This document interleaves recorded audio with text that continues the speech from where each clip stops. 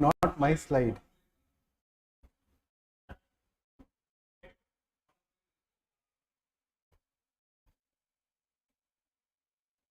Okay, we start off. Sorry. Mess is mess. Start off. Problem.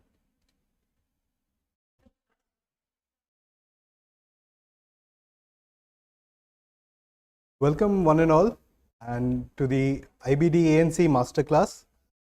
Over the last 2 years, the IBD ANC Masterclass has covered the entire spectrum of IBD care. But one pertinent topic was left out, and that is patient advocacy.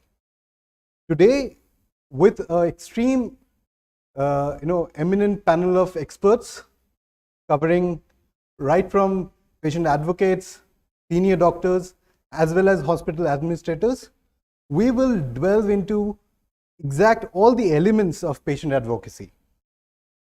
I have with me Dr. Rupa Banerjee with me. Madam, before we start, any opening lines from your side?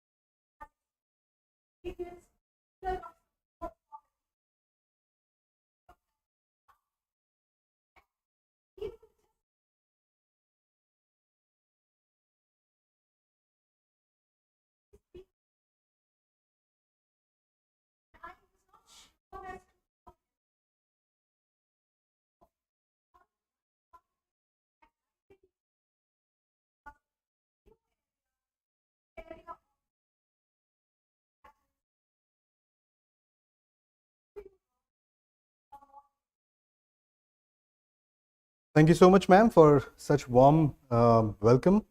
And I've been really thankful to the IBD ANC team and the editorial for giving me this opportunity tonight to just to state that what exactly is patient advocacy, where did this came from, and why it is important, why we are even talking about patient advocacy today. So to begin with, what lies at the core of patient advocacy? What lies at the core of public health? Like our chairman, Dr. Nageshwar Reddy says, empathy is the foundation of patient care. It is the empathy that on top of which the entire, patient care, the hospitality, everything is built. And it is this empathy that is also lies at the heart of patient advocacy. Now, quickly going to what are the earliest mentions of patient advocacy in the modern medicine era. It was in 1937 when psychiatrist Abraham Lowe formed a unique group called Alcoholics Anonymous. The idea behind this formulating this group was to initiate a organization which can help patients, the mental health patients, who are seeking to re-enter the society after hospitalization, after their treatment, because there was a lot of stigma around mental health. And this was done using a cognitive behavioral based peer-to-peer self-help training system. And that was the first kind of a mention of patient advocacy anywhere else. And this happened in the US. So what he described that was the organization Alcoholics Anonymous. It acted like people themselves were behaving as therapy to each other. Now, this was something which was unheard of before that particular place. And I'll tell you what this particular initiative led it to. Now, what happened, this was 1937, and over the next 10-15 years or so, there was a huge movement where there were a lot of organizations that came forward to help these patients and to understand the inhuman behavior that used to happen in those mental hospitals with these patients. And there we can see that in 1953, it was the Maryland governor who is dropping a shackle which used to tie these people into a metal mold.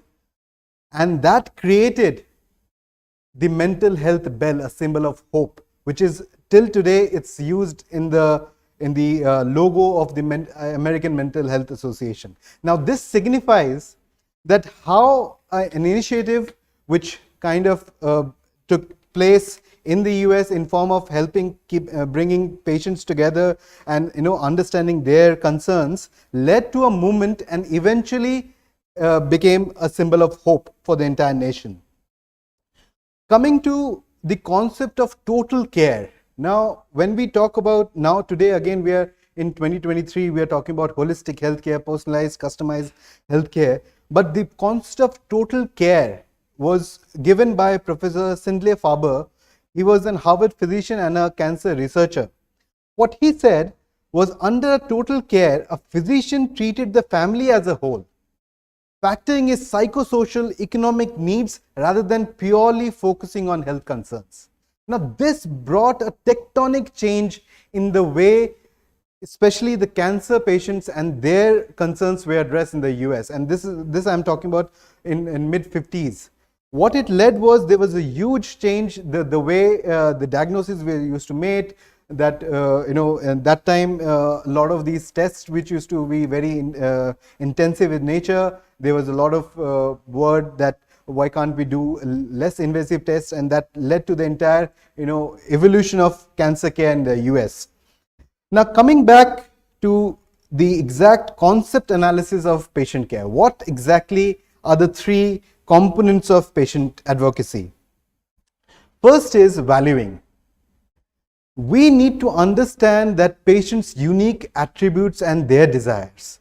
Every disease, every therapy area, patients are different. They cannot be categorized, or they cannot be pulled into a same kind of a group, and they cannot be viewed with the same kind of lenses. So we need to first start valuing those patients and their unique attributes. The second is appraising, informing the patients and advising the patients. They need to know what exactly is better for their disease. They need to be informed, and they need to be informed with science. It cannot be what we are doing over in AIG as a group is, for example, in IBD, we're not just helping them with their treatment and the other modalities, but we're also helping them extensively with what they should eat, what they should what are the exercises that they can do, how they can involve with their peers. Another significant thing, the third component, is the interceding. This is also important because this is where actually the entire work happens, where we need to collaborate with all the healthcare processes. We need to ensure that the patient values that we brought, the appraising, the information that we brought, are properly integrated into our healthcare systems. And these three form the basic three pillars of patient advocacy. Moving on to the stakeholders. Who are the stakeholders? When we are talking about the healthcare advocacy and integrating it with healthcare processes, who are the stakeholders? Patient being at the center of all of it, the first is obviously the healthcare professionals, the doctors. They are the number one stakeholder in this entire ecosystem. The second is, and the most important after the doctor, is the caregivers. They are the ones who are with the patient 24/7, and their needs, their values, and their concerns also needs to be addressed. Third is the hospitals. How we are going to be, incorporating all these into our processes, how we are going to extend these services to our patients. Then comes pharma, because unless the feedback or the patient concerns reach the pharma companies, they won't be able to innovate, they won't be able to do justice with their products and services. Medical societies, they have a huge role to play. They are the ones who are formulating guidelines, they are the ones who are interacting with the government agencies, so they have a huge role to play. And obviously, lastly, the government. Now, when these collaborators will come together, it will obviously help in provisioning of a hope, it will help in better outreach and engagement. There will be more advanced coaching and training facilities that will be developed, and last but not least, equitable patient representation in patient health policies will happen. Now that is very important, because whenever we are formalizing the health policies, we forget the most important part, and that is patients. So that needs to be, that will happen if all these stakeholders come together. And last, I'll conclude quickly with only one slide, which is why we are doing this, why we are all concerned about patient advocacy. And for this, I searched a lot and I couldn't find much of a thing, but this picture. Now this picture, why it is important? Because this picture shows a healed femoral bone, a 15,000-year-old fossil found by the anthropologist, and it had a healed femoral bone. Now, healed femoral bone, what is that? What does that indicate?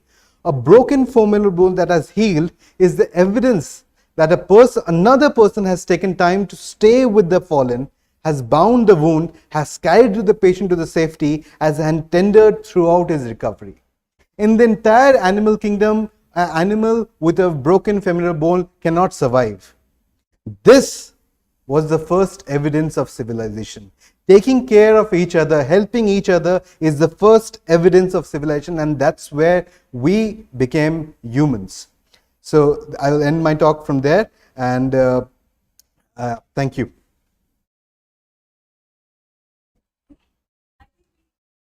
Yeah.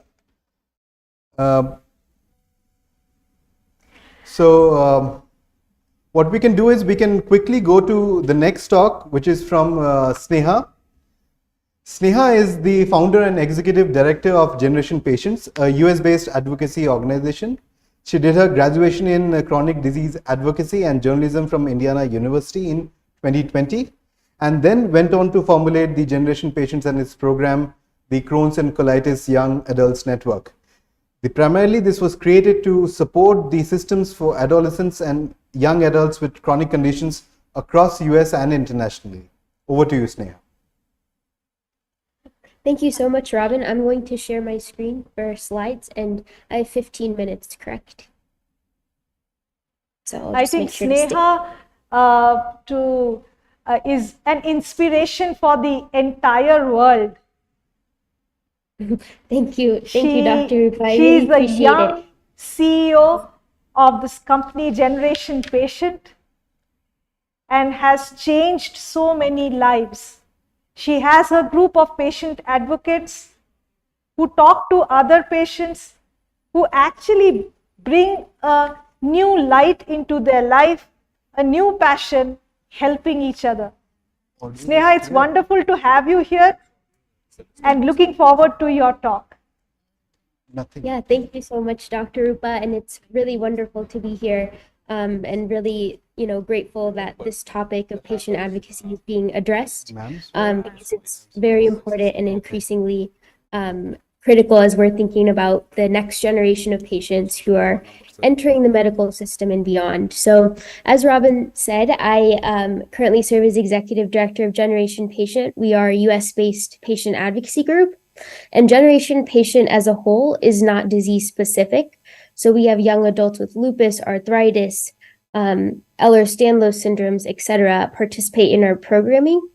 However, we only have one disease-specific programming, which is the Crohn's and Colitis Young Adults Network, where we focus on young adults with inflammatory bowel diseases. Now, while our work is primarily in the United States, we also have quite a large international audience. We have young adults from Ethiopia, Malaysia, Dubai, India, and other countries that tune into our programming and participate in our programming. I'll be highlighting a few components of our programming that I think might be interesting and potentially applicable as we think about international contexts of advocacy as well. So a little bit about our work. We originally started out as just doing virtual summits and in-person events. We were in 6 different states in the United States before the pandemic hit. Since then, we've done 3 international virtual summits where we bring together a global audience to talk about really what we feel like are under-addressed topics within the medical system. So topics like body image, medical trauma, decolonizing patient advocacy, the grief journey of having a diagnosis and what post-diagnosis looks like. And all of these sessions are led primarily by patients. However, we do have social workers and other medical professionals that are leading some of these sessions. And we always try to really have a celebrity speaker as well, because we try to show our patient community that it is okay to be open and vulnerable about living with a chronic condition, and that we as a society need to reduce the stigma of living with a chronic illness. And I also should say that I also am an IBD patient. I was diagnosed with very early onset IBD when I was a little under 6 years old, and I had the colectomy surgery when I was 13, and I now have a J pouch. And so these sessions are just to empower patients and to cover what you all are not able to cover within the short amount of time you have with patients. Another critical component that we think about when we think about patient advocacy is peer support. And so we are leading a big study in the next couple of months about peer support as an intervention rather than just a service that could be nice to have within the context of the medical system. So over the past couple of years, we've done about 450 peer support meetings. And when we think about peer support, it can look like a variety of different things. So we do poetry workshops, we do neurographic art workshops, but we also do sessions that are focused on things like how to have a productive doctor's appointment, how to come prepared to a doctor's appointment, etc. And what's really cool about these spaces is we only allow people with inflammatory bowel diseases and other chronic conditions to participate, so that we don't see that power dynamic, and so that we feel like the space is very safe for others to sort of connect with each other. And in conjunction with our peer support meetings, we're doing a large study with Boston Children's and Cleveland Clinic about, again, the value of peer support and the value of connecting with other patients. Robin mentioned this with Alcoholics Anonymous, how, just being in community with each other and other patients can be really, really powerful when we're thinking about the disease odyssey. So a little bit about what our peer support meetings look like. We do about 6 or 7 of these per month. And what's really important is that these are consistent places that patients can go to receive support from other patients. And so we have young adults from really all across the United States and world tune into these meetings and really participate and engage in conversations about what is concerning to them as they're navigating such a significant diagnosis at a young age. One thing I wanted to point to is that we do 2 peer support meetings specific to higher education. So when we think about higher education, we think about students, both undergraduate and graduate students, so college, etc. And we have students with chronic conditions who are law students, medical students, just entering college for the first time, join these meetings. And it's an informal mentoring space that we create so that other patients can understand how someone older has navigated medical school, for example, while living with IBD or another chronic condition, which is very powerful. So one theme that you might notice throughout the rest of my few minutes that I spend talking about the work that we do is that we really try to couple peer support and direct support with systems change, because we have recognized, and over the last decade of doing this, I've really recognized that if we aren't changing the systems, then we are, losing out on the potential for a whole other generation of patients to be able to thrive in the same ways. Because we know in the United States and really everywhere across the world, our systems, whether that's higher education, the workplace, et cetera, are not designed fundamentally to allow people with chronic conditions to thrive and to participate in regular work environments.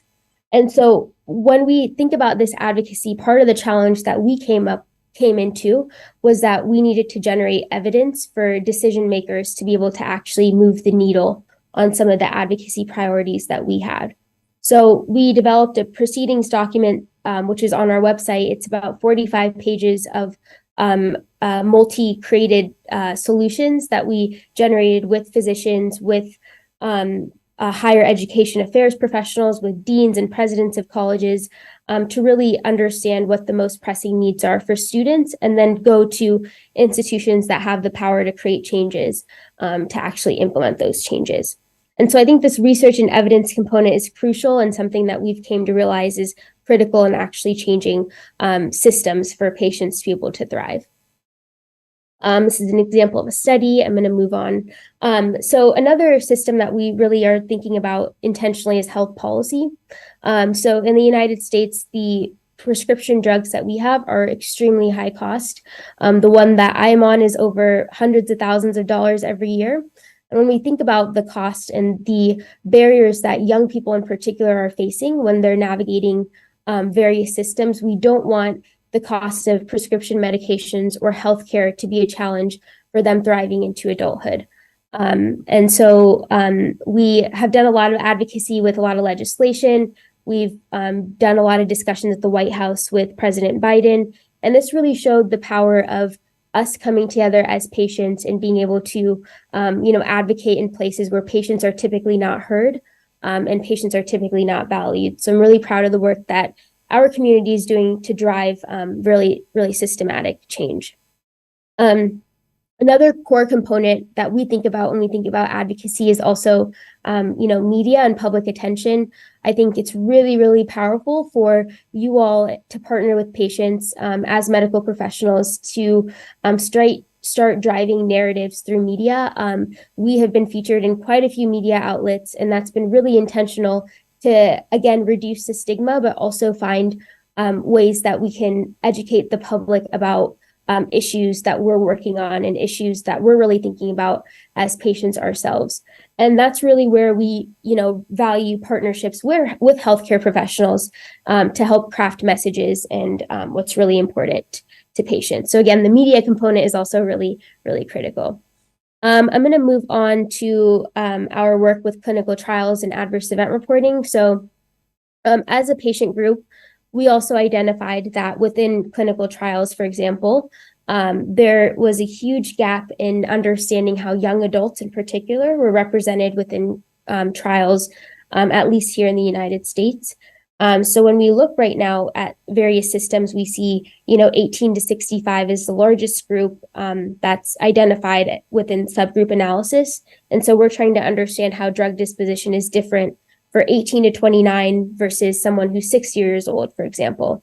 And so we're working with the Yale Collaboration for Research Integrity and Transparency, again, to generate this evidence, which really shows the power of patient and provider partnerships and creating meaningful solutions.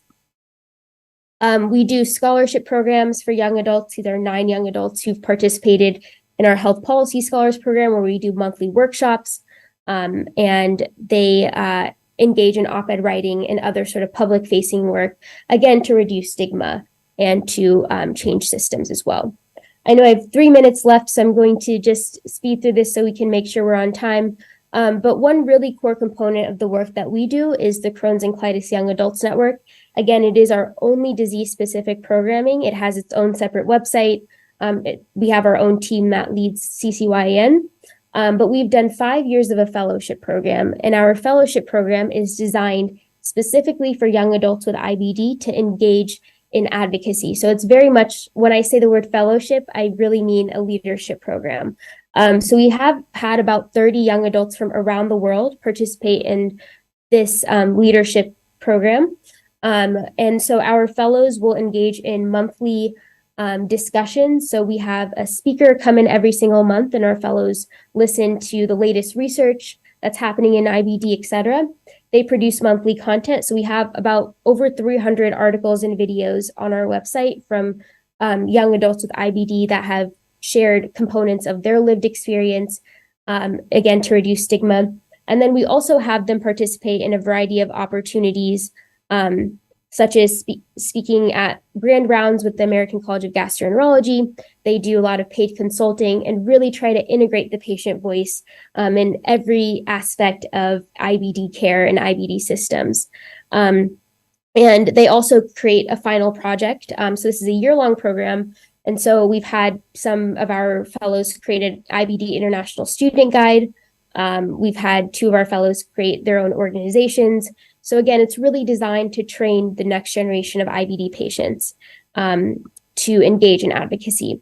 Our roundtable on young adults with IBD, I won't get to because I really want to get to the key takeaways, but happy to talk about this. This is a group of patients and providers coming together every single month, where we will be publishing proceedings documents in peer-reviewed journals on the most pressing needs.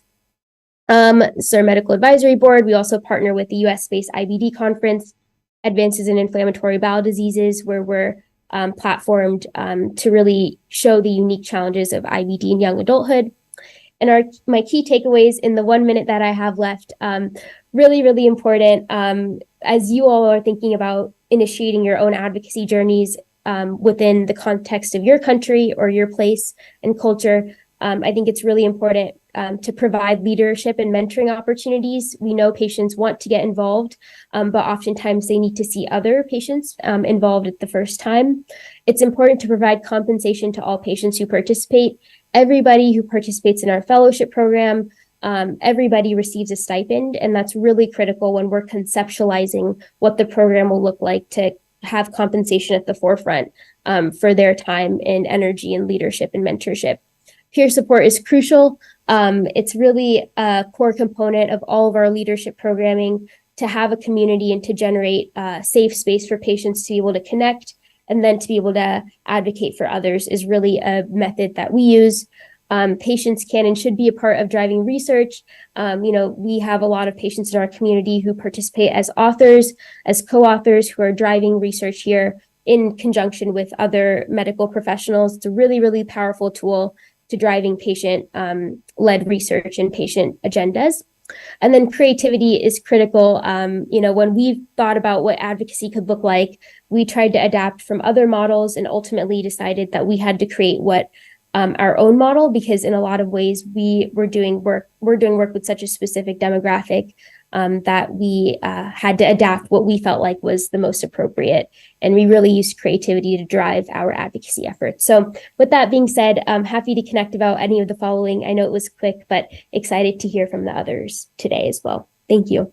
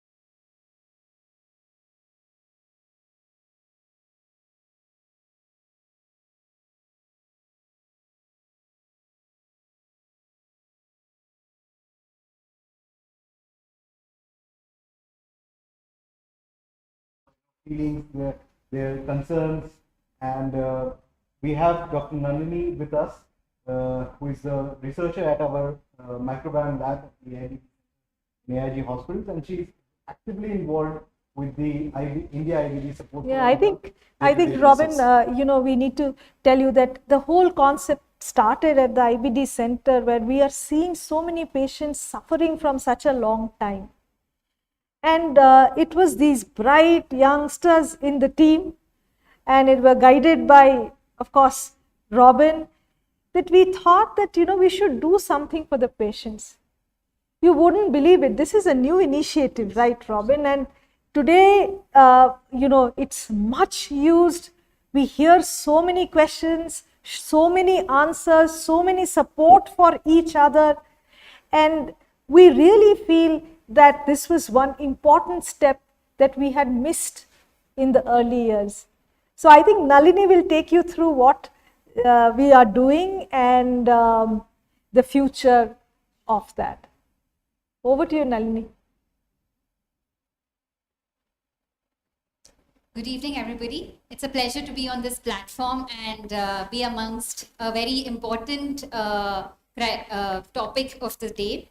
So here I am talking about the India IBD Support Forum. So before I actually begin with what we've been doing and what our prime objectives are, I would like to play a short video of our entire journey of the India IBD Support Forum.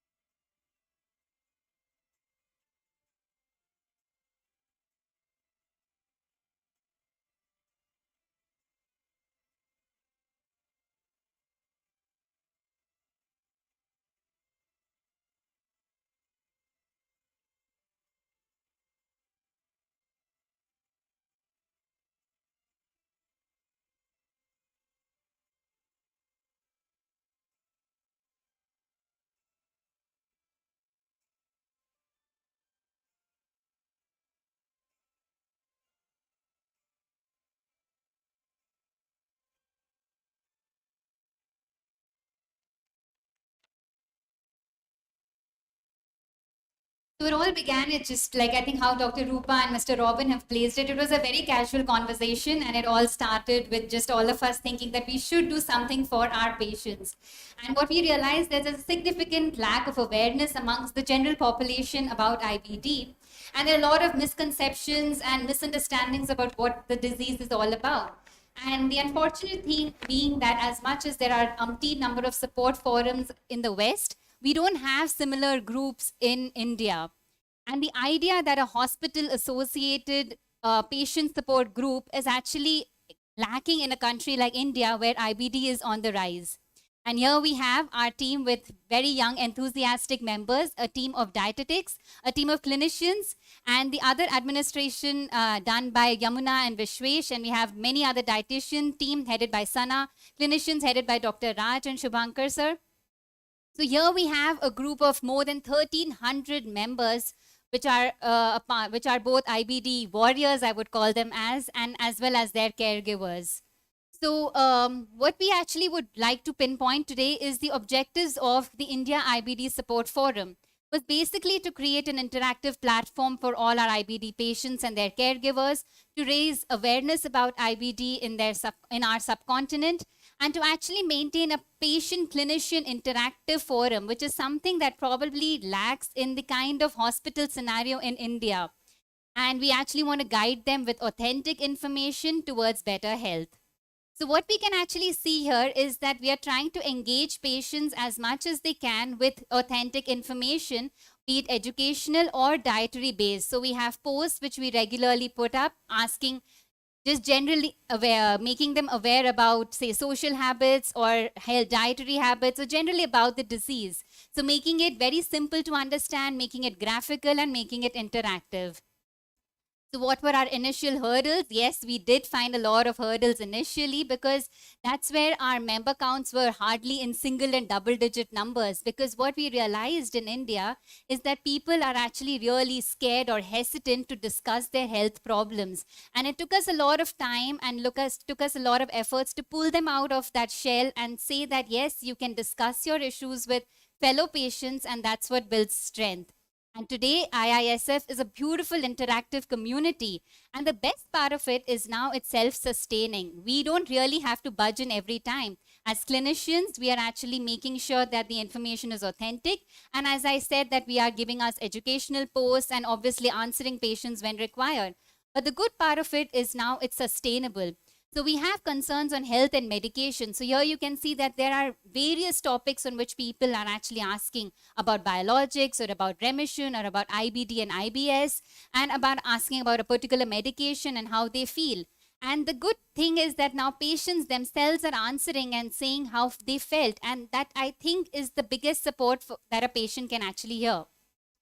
Apart from medications, we also have posts that have actually come on mental health and well-being. And here you can see questions asking them that they're really having a bad day and what can I do? Can I get married? Or I'm really shaken today. What really helped us in this entire process? We also have questions on diet, which have been answered by our dietetics team and also other fellow patients. And the good news is that we also share our joys together, achievements and success stories. We have success stories from women also, words from a patient, words from a caregiver, and we're really very happy about this. We've had activities from the group, World IBD Day 2022, where we also had a patient support meeting. 2023, where we had an importance of diet and microbiome discussed. We have polls, we have mental health webinars, live FAQ and Q&A sessions, and also a diet survey, which we are being circulated. Just a month ago, we had actually Sneha from Generation Patient with us at AIG Hospitals and with her team of patient advocates. And we held the first ever IBD patient clinician crosstalk. And thanks to our support from IISF, that it was really well attended. We had an interactive session. As you can see, that it was a full auditorium that was packed and a very enjoyable session. So our future goals of IISF is to make sure that we can really reach out to patients across India, have in-person meetings, and really be a dedicated forum for patients and their caregivers, and use this platform for better mental health and research too. So thank you so much, and we're really very happy, and I take this opportunity to thank all our members of IISF to be a part of this forum. Thank you. Thank you, Dr. Nalini. I think the biggest takeaway from that talk was the initiative that we did is now on autopilot. It's sustainable, and that is, I think, the biggest achievement of this particular project. That a project which is led by patients, it is for patients, and now being driven by patients. So now we'll come to the panel discussion. We have a super panel with us tonight. To begin with, ma'am, would you like to introduce Dr. VG? I think it's always a pleasure to introduce Dr. VG, but he does not need any introduction. He is a doyen of gastroenterology for India, but here I will highlight his other side. He runs the VGM Gastro Center at Coimbatore. We know all that, but he belongs to a family of philanthropists, and is one of the most remarkable stories of Indian immunization courtesy to him. So he was instrumental in bringing the cost of the hepatitis B vaccine from 750 rupees to just rupees 30. And he is an active Rotarian, and I think as we talk, he will share how much work he has done in this area and continues to do for helping the underprivileged and improving access to GI care across the country.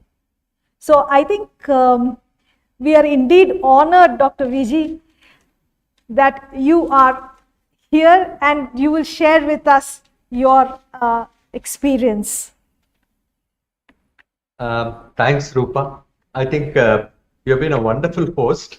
You gave a lot of words which are so nice, like eating some beautiful ice cream. Okay, thank you so much for those lovely words and all the confidence that you and the appreciation that you gave for me. My salutations to Shobna ji and the entire team here, and Ratna Devi and Sneha and Nalini and the team, and sir's name I missed. Okay, so from all team AIG for the wonderful work. And in fact, I should congratulate Sneha Dave for a lovely program initiative that she started in the United States. Lot of support forums which are of paramount importance in handholding these patients who go into depression. Because this is my 38th year of gastroenterology that I'm practicing. So I've seen hundreds and hundreds of these patients of IBD going into depression. So we just keep counseling them.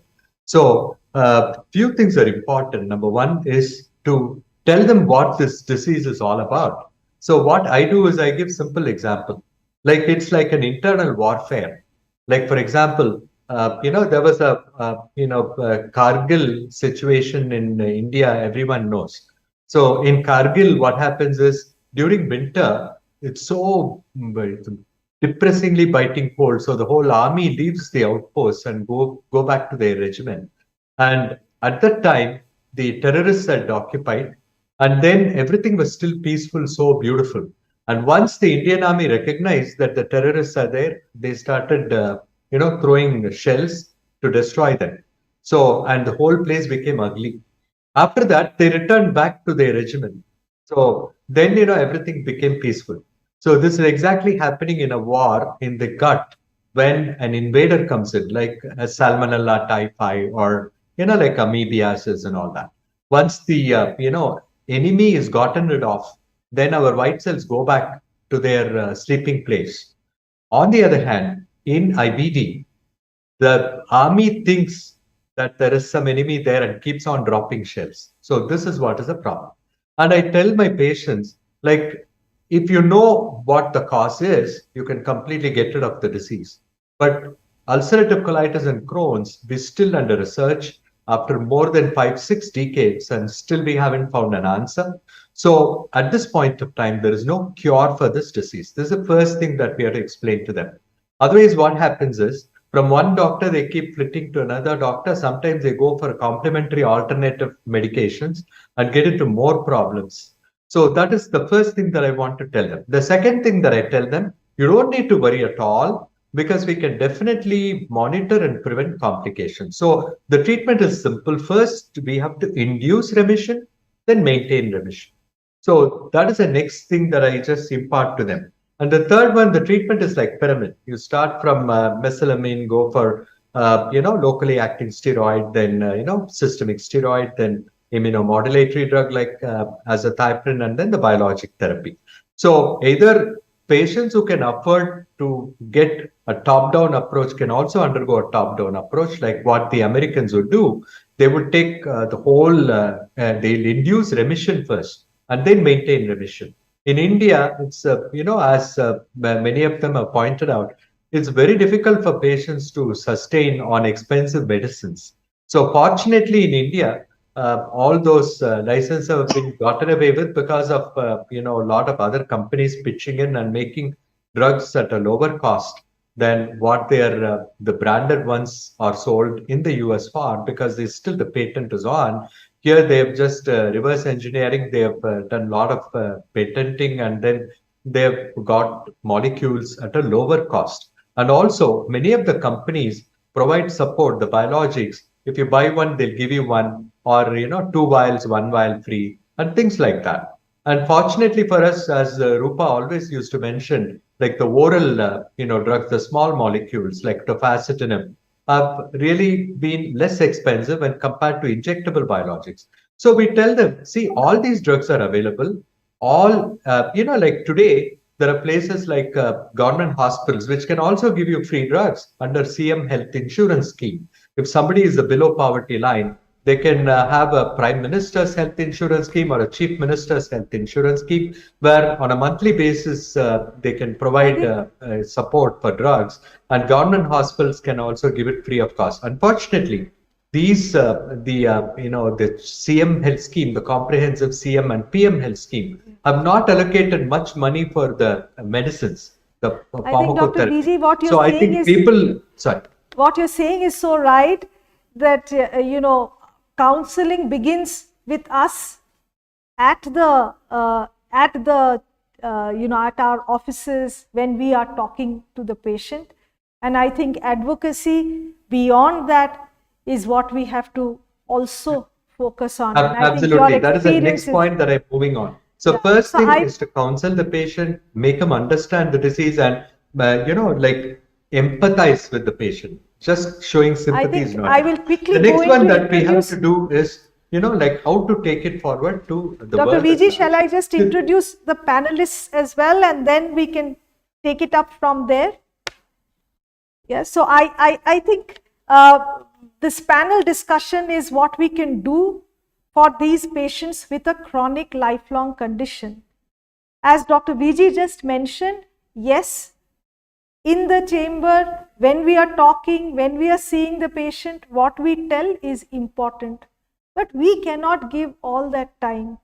They need other support. They need support from fellow patients. They need support for finance. They need support for mental and sexual health. They need their fears of marriage, childhood be addressed. They need to know the lifestyles. And I think the panel today here will actually cover. Over to you, Robin, for a quick introduction of our esteemed panelists. We have also with us Dr. Shobna Bhatia, who is another stalwart of Indian gastroenterology and an expert in neuromotility. Her work in GI motility disorders is incredible, and with publications over hundreds in her name, she has contributed immensely to develop these practice guidelines for involving GERD, IBS, and IBD. In fact, it's an honor to have you, ma'am. Next up, we have Dr. Masudur Rahman from Bangladesh joining us. Dr. Masudur is the Associate Professor at the Sheikh Russell Gastro-Liver Institute and Hospital. He has been a pillar of support for the IBD-ENC initiative right from the beginning, an expert in functional GI disorders, and with his key interest area in IBD, he is one of the leaders in Bangladesh gastro fraternity. He is also an avid researcher with more than 50 publications in high-reviewed journals. We welcome you, Dr. Rahman, and we are super glad to have you here. And last up, we have Dr. Ratna Devi with us. Dr. Ratna is the CEO of Daksham Health.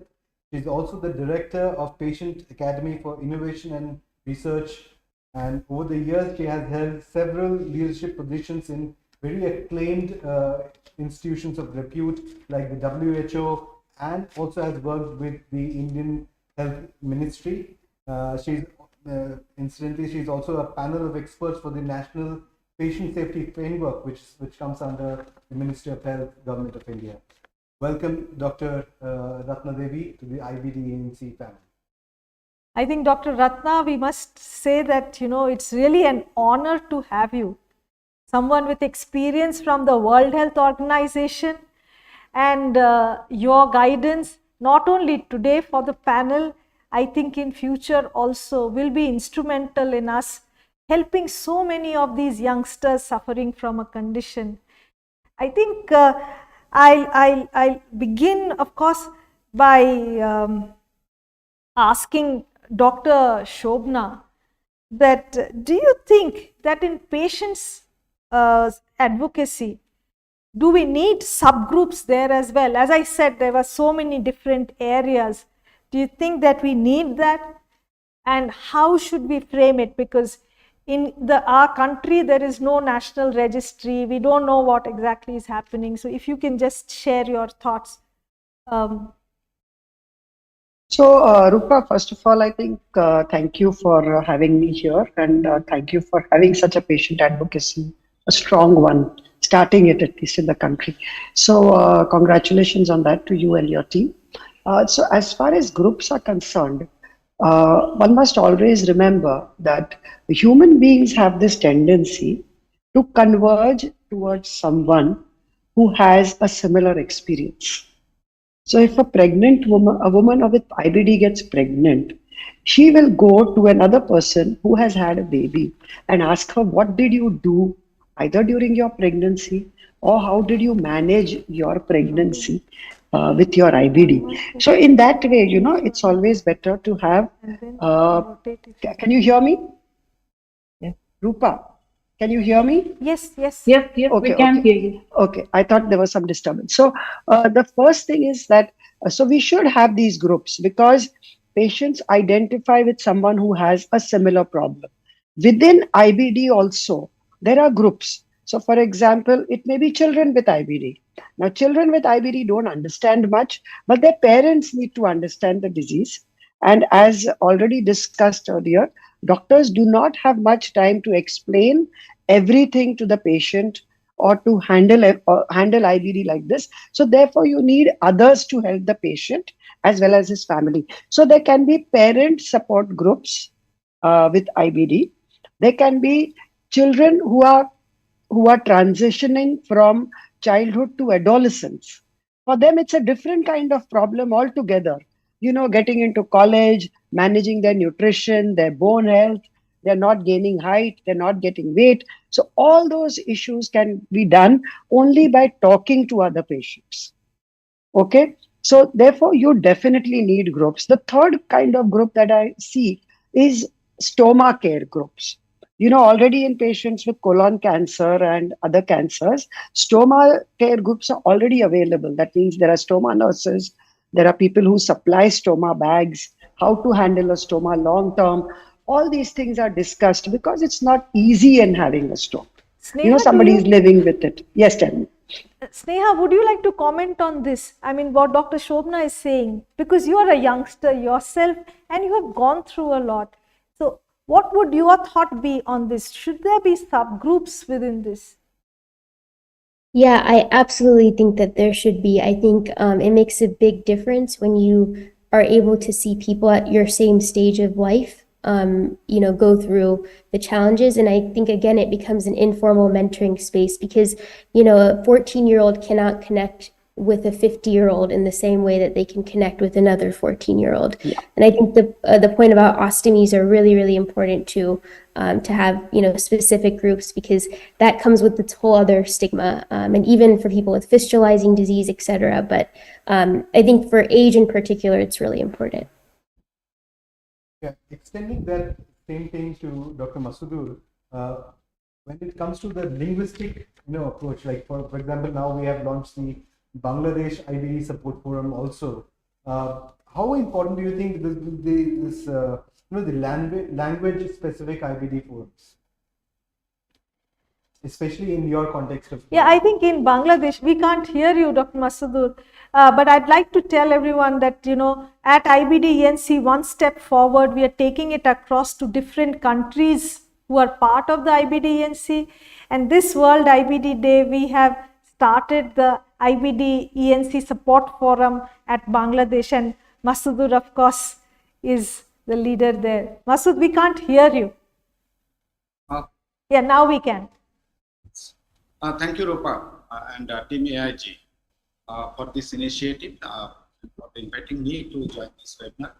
And we are really thankful to the AIG team that they have kindly initiated the IBD support forum in Bangladesh under the support of the IBD ENC.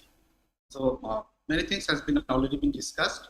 So IBD is a chronic debilitating disease, and most of it. So do you think that it will work if it is in a language of the country? Do you think it should be in Bengali for Bangladesh? Yes. Or Yes. how Yes, important is language?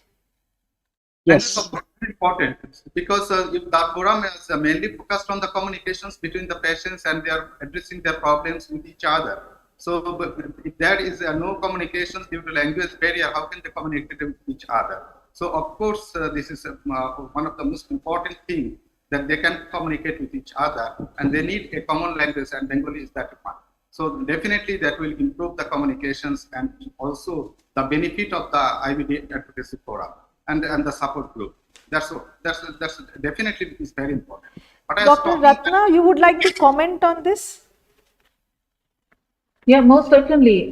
It is not only the language, but also for the illiterates, you need pictographic material so that they are able to connect with it. And Let us not forget that health literacy is very low in this part of the world, and therefore, most people would not understand the large text materials or even audio video materials unless it is broken down into simple layperson language. And that has become the norm now for most communication, where you remove the science part of it without diluting the message and make it so easy to understand that even the most simplest of person is able to read and is able to identify with the condition. So language specific material and culture specific material is extremely important. So the language might be right, but if it is not culturally appropriate, patients and patient families will not accept the messaging. Absolutely. I think, obviously it sounds a lot of work that needs to be done, especially, bifurcating these subgroups and then becoming, language specific, culture specific. My question would be then to Dr. VG, sir, that how can these patient forums seek support from philanthropic organizations in that context? Because obviously this requires a lot of work and in a collaborative manner. Where do you see these philanthropic organizations come into foray and how they can play a part? Great question. And NGOs can definitely pitch it, like Rotary clubs, Lions clubs. See what they have their youth wings also, like Rotaract or Interact. And again here the Leos. So this is a very big, massive organization, North, South, East, they're there. So, but what happens is they have their own agenda for the whole year. And there are more problematic disorders, right, from communicable diseases and non-communicable diseases like obesity, hypertension, diabetes. Those are being focused now, apart from literacy. And the health, mostly they're, focusing on non-communicable diseases. So when this IBD, which is not that common, you see that prevalence in India is about 44 out of 100,000 UC and about 6 per 100,000 of Crohn's. Still the Crohn's is growing up. So we don't know the latest figures, but this is what we find in the literature, the Indian prevalence. So a low prevalence disease. So how much these organizations, apart from their routine work, because there's so many agenda items happening there. So they may not be doing it in a full force. They may not be able to take it to the whole community. So, but today what we can do is, like, for example, the World IBD Day. Now, all of us have stretched it to a week. Like on the World IBD Day, I gave a talk to all my patients. That was actually, photographed and placed in newspapers. In Tamil, it's called Kudal Arachi. So vernacular is very important, as Masudur said, and also as Rupa was pointing out. Otherwise, and Ratna Devi ma'am was very clearly saying, unless otherwise you reach out to them in their language, they will not understand. So a lot of YouTube videos can be put up by all the gastroenterologists of India. So what Rupa can choose is each state, you can choose at least one guy who is willing to, give some recordings in YouTube. So put it up. So if you go in Tamil, so probably I can give a recording in Tamil and send it. So it can be posted in your IAFS website itself.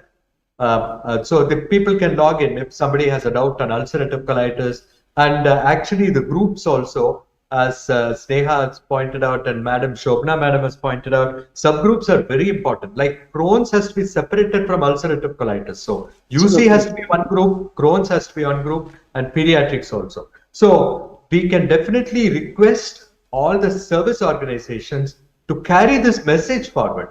Like, for example, we did one program, as Rupa was pointing out, hepatitis awareness. What I did was I got 13,000 children under one roof, and then I made them take an oath. Each one will teach 10. That is an oath people took. We gave them pamphlets, simple 4-page pamphlets on all about hepatitis in vernacular. Take it to your parents. Take it to your colleagues who did not attend this meeting. So each one, you have to teach 10. They all took an oath in the auditorium along with the district collector. That way, 13,000 became 130,000. Like this, we need to take forward. The youth power is the best in this country, and they are willing. There are so many young Indians are there. So many organizations are there who will be very happy to pitch in to promote this, but that is possible only at least 1 week. The next, week probably we'll get in December. On ulcerative colitis week, we are getting it in December. If we plan now, we can get all the organizations to take it forward, focus on that particular week, because all the time they won't have time to, focus on our I think we should uncommon hear response. from Dr. Ratna that what Dr. VG says, it's such a nice story. 13,000 to 1,30,000, and imagine how it grows, and it's the youngsters. With your experience with the World Health Organization and other support forums, how do you think we should progress? Should we really, how do we reach more people, more patients, and in the country or beyond? Good question, and really appreciative of the work that Dr. Prasad has done. Just a word of advice, if I may say so, that whatever material you develop has to be co-designed and co-produced. So the messaging has to have the patient voice in it. It should not be just top-down messaging from healthcare providers. So while you make those videos, try and get a patient who is also on the table, and both of you are answering questions. So the expert and the patient are jointly answering questions, because then the acceptability becomes much better. And then coming to youth, youth are not so much YouTube, or other formats that we at our age think about. They are more the Twitter and the Instagram generation. So it would be much better to use those media and those forums. And even rural youth are very much into Instagram and Twitter. Not so much Twitter, but Instagram definitely. So I think those are the forums that we need to use, and there is a very good way of using those. You need not post the entire video there. You just can put a small reel, which leads to a website that has the material in its full format.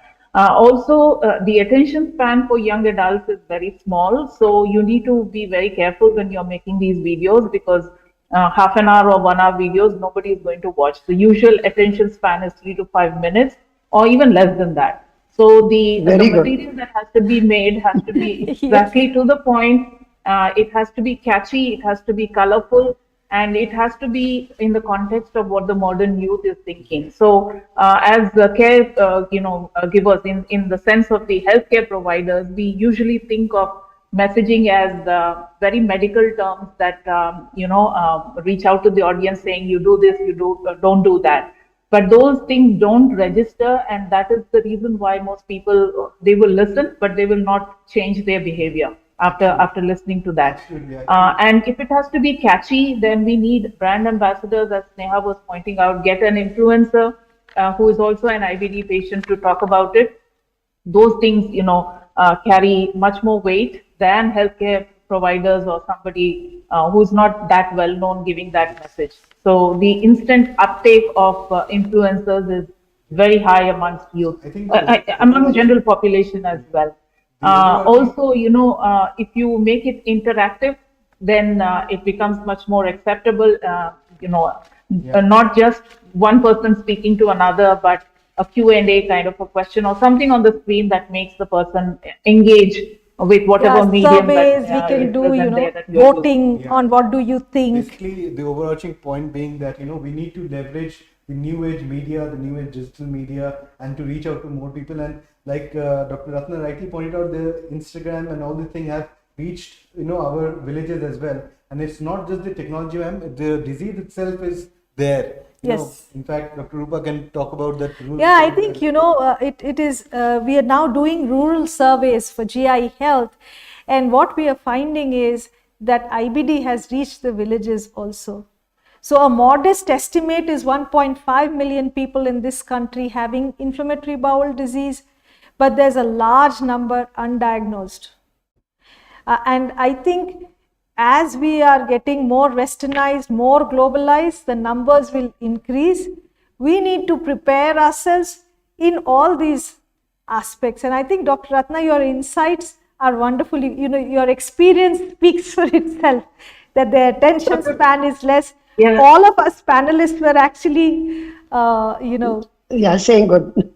Just one more point, Dr. Rupa. Very often when we are talking of patient advocacy, we forget the primary care physicians who are as clueless as the patients in tier 2, tier 3 and rural villages. So it's important that, messaging is developed for them as well in simple terms, so that their suspicion levels are raised and they are able to at least refer patients when somebody comes to their clinic.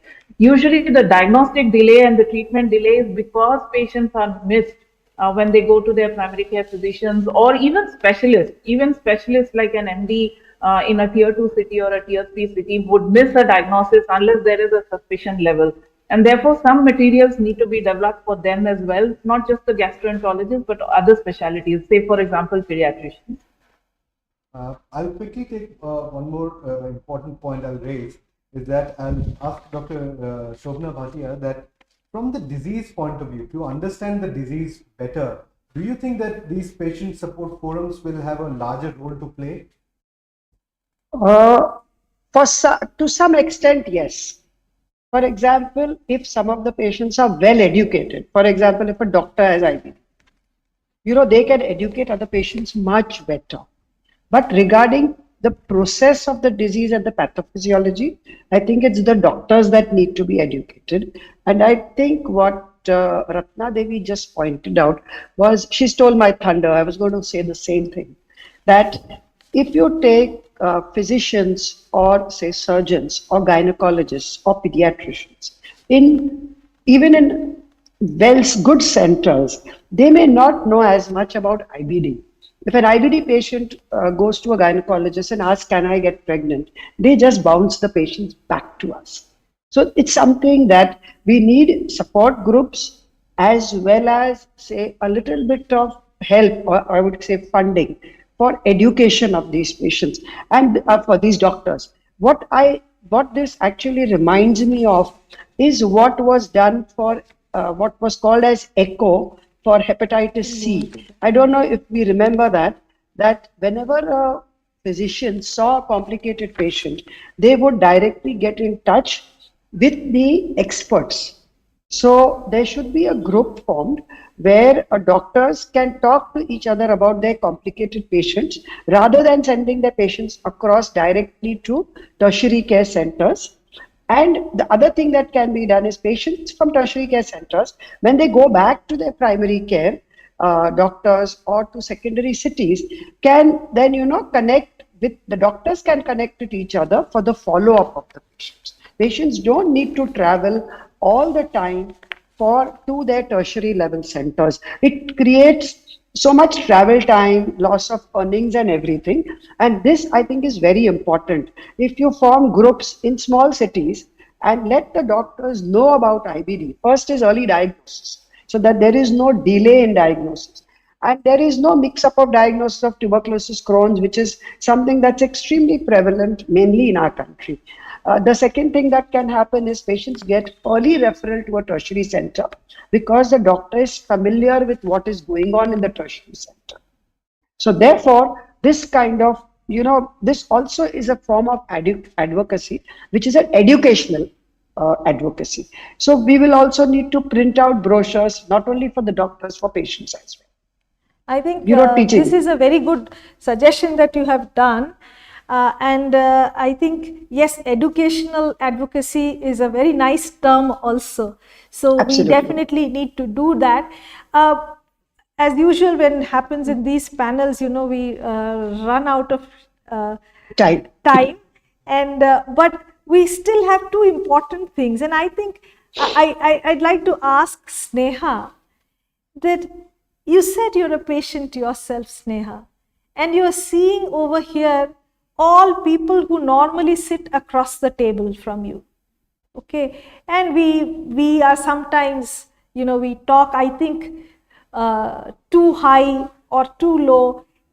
What would you expect from this advocacy forum? I mean, what kind of support do you think as a patient you would look for from doctors, from other fellows, and, Yeah, I think that's a great question. Answer. I think, Sneha. I think peer support is probably the most important thing that anyone can take away from this, just because we see the power of peer support in disease acceptance and management and thinking about our futures, especially as young adults with IBD.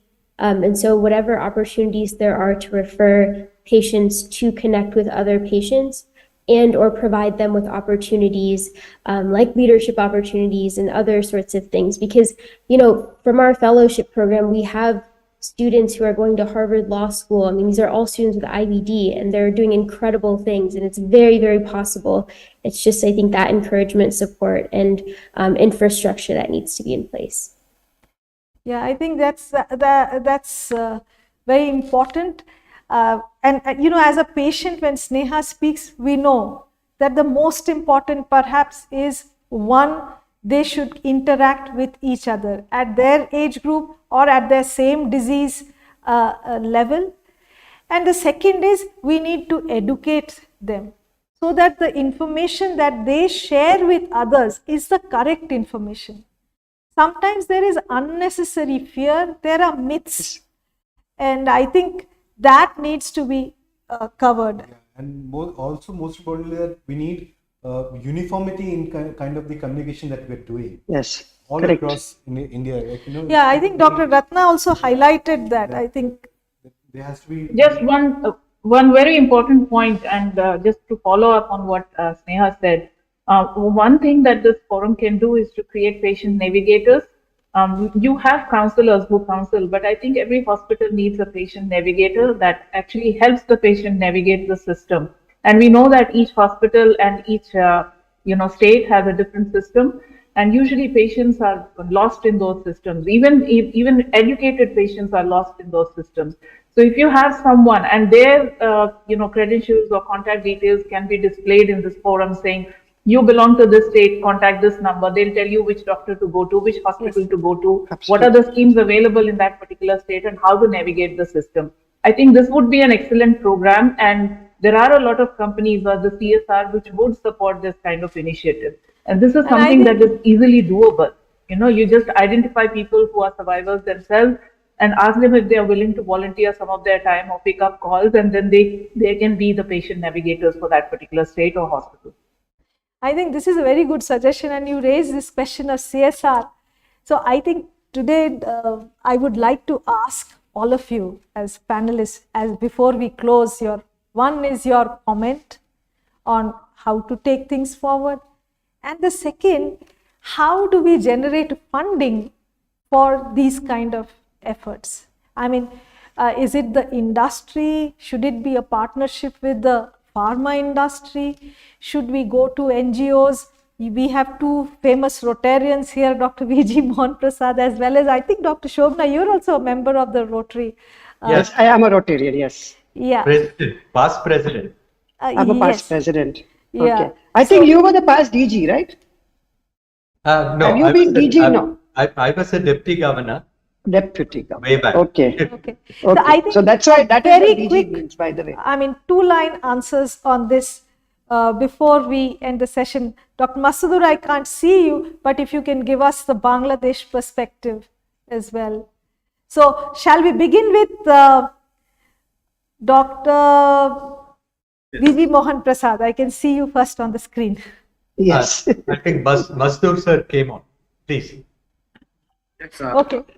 Again, this is a new concept with the physicians mainly focus on the treatment, particularly the pharmacological treatment, and as Rupa said, that it affects not only the physical ability, but also affects the personal life, family life, social life, occupational life, many other aspects. So we should concentrate the management of all these aspects, and we should consider all these aspects in the management and provide support to the patients. And definitely this is a very new concept, not only to the patients, but also to the most of the physicians in this country.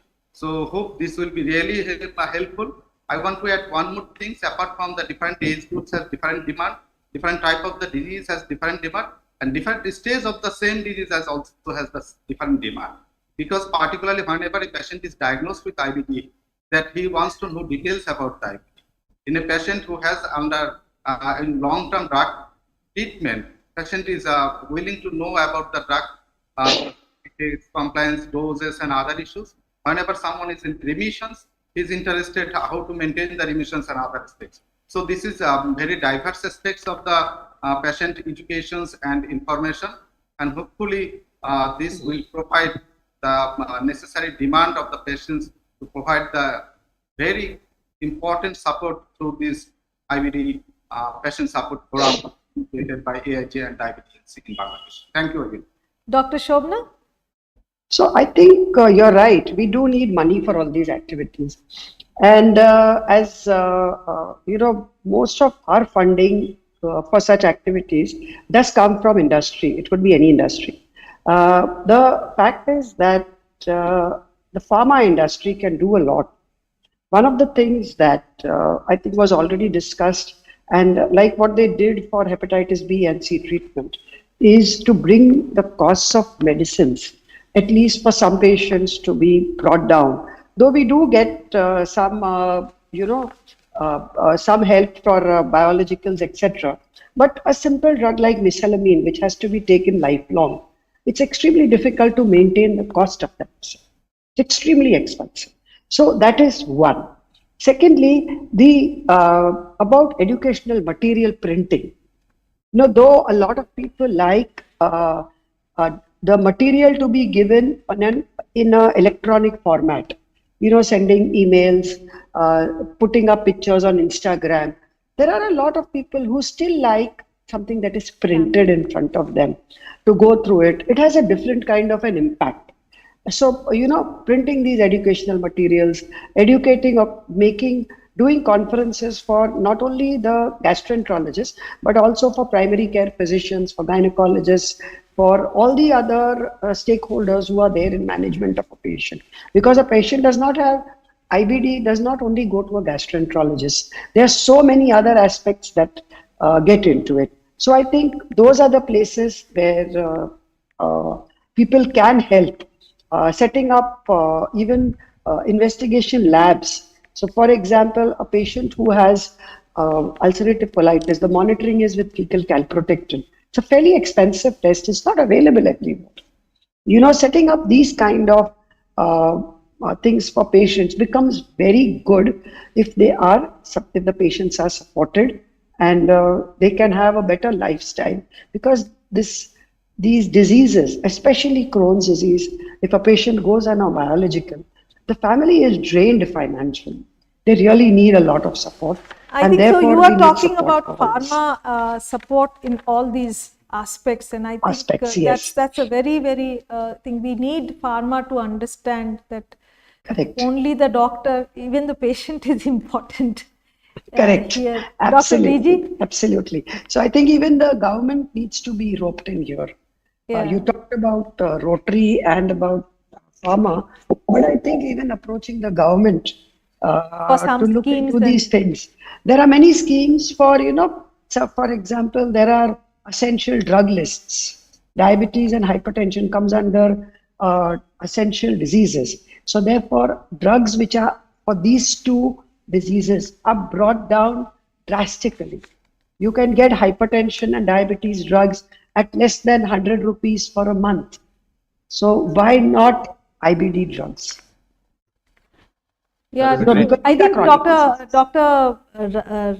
VG, your quick comments on this. I think you and Shobna are both Rotarians, so just quick comment. 1 minute, I'll just finish my talk. Very simple. I love that term influencers used by Ratna Devi. I think one man made all the difference for hepatitis B.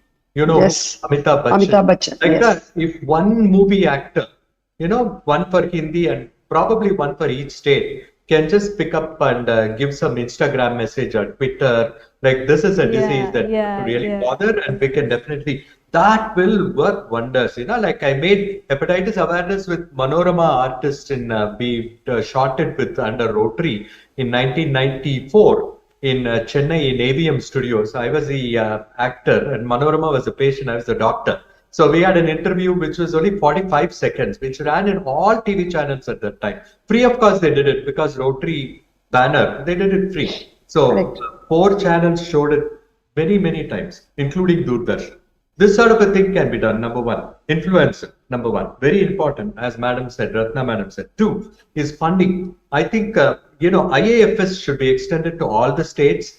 Each state you put a coordinator, maybe a gastroenterologist, and the local, service organizations can be roped in. And then, you can get one pharma industry to at least support. Say, for example, I'll tell you, for non-alcoholic fatty liver disease, right now, Zydus Cadila is supporting the whole, program of ICON-D, pan-India. And we are now doing a pan-India. I'm the leader for that, for childhood obesity. We are doing north, south, east, west, and all the Rotary clubs of India over the next year will go to the schools to assess childhood obesity. For that, the app development, the website, web page development, all are funded by Zydus Cadila. And then we are taking through there are 2 RI directors for India, and they have agreed to take it to all the governors. So 42 governors across the country will pass on to all their clubs. So this will be taken as a project by the clubs over the next 2 years.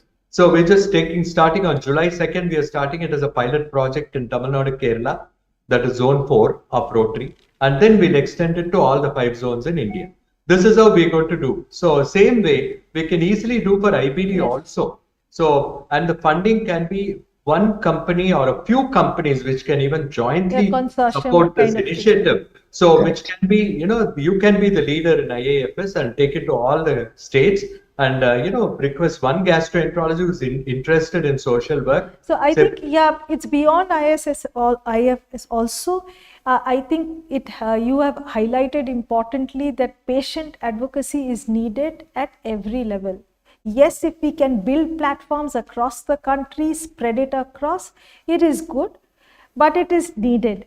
And I think that is the message. And one word, I'll finish. This Indian Medical Association across India exists everywhere. I think, yes, that's a good suggestion. Today, what is happening is now, post-COVID, many meetings went virtual. So all of them can be connected at the same time.